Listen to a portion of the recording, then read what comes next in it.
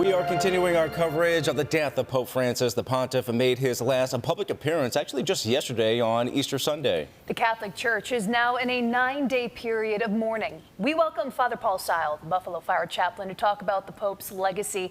Father Seil, welcome. Thanks you for joining us. Thanks very much. Thank you. So we've been gathering reaction to the news of the passing. What was your reaction?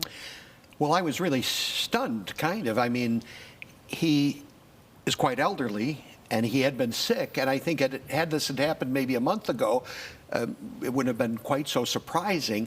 But the fact that he just made a public appearance yesterday, that he was in the Pope-mobile for the first time in several months, that he was with the people, I mean, it kind of is a surprise. It's a big surprise, I think. And I got phone calls real early in the morning, and different friends of mine and different folks called, and it was really kind of a very sad moment, as if we'd lost like a grandfatherly figure, but someone who was very vibrant and a great spokesperson for the poor, the underprivileged, the people on the fringes of society. You know, he spoke truth to power, and I think that's always a big hallmark of his papacy. Yeah, so many people thought that he was making progress with his respiratory issues, right, and that he could potentially pull through this. Unfortunately, that didn't end up being so. What do you think he'll be most remembered for? You were talking about, you know, some of the aspects in which he had fought for his value system and fighting for those who are disadvantaged. Yes, exactly. I mean, it was not unusual for him to have dinners with you know, people who normally other people wouldn't pay any attention to. I was in Rome in January of last year, 2024. I saw him on the 25th of January at an ecumenical prayer service. But that night I was walking around the colonnade by myself of St. Peter's Basilica, and there were a lot of homeless people who were encamped there.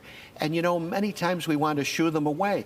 But they were there because they knew they were safe there, and the Pope set up showers for them and lavatory facilities and medical vans and different things. So he really tried to live by example, I think, you know. And that's a big deal. Yeah, absolutely. What would you say, you know, kind of set him apart from other popes in the past?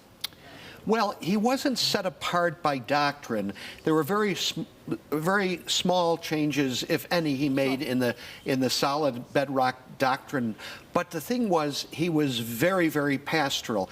I think we'll remember Pope Benedict as more of an intellectual, as a teacher. And we remember Pope Francis as someone who came out, well, first of all, he was a Jesuit, so he had that Jesuit priestly, scholarly mind. But he'll be remembered for the way that he met people one-on-one and heart-to-heart, you know. In fact, you know, nowadays there's a lot of discussion over DEI, diversity, equity, and inclusion. And I think that he was kind of someone who really empowered others to look for diversity, equity, and inclusion, to bring people in who we wouldn't normally think of bringing in. And just by the way, DEI actually is the Latin word for God as well. Dei, of course. Some people may have questions about what next. What is the process of remembering Pope Francis, selecting a new pope as well? He will lay in state for a period of time. I'm not sure if you can elaborate on that. I'm not sure the exact schedule yet. I don't think it's been published, but for several days, usually recent popes have been would lay in state on a platform right in St. Peter's Square. He didn't want that. He will be laid in a casket, we're told, that he made the recommendations of. It will be in St. Peter's Basilica. I'm sure it will be open 24 hours a day for a couple of days at least.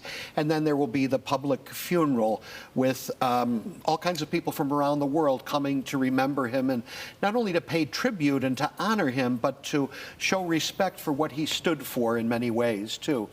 The last things he spoke about were his pain over war and violence and hatred, and that was really, like I said, the base mark, the hallmark. Then I believe it's around May 6th, I believe it is, all the cardinals from around the world will come to Rome. Those who are under the age of 80 will be able to elect a new pontiff.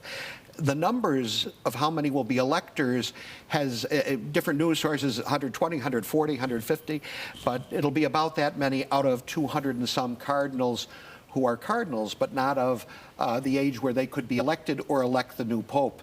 So where will the new pope come from?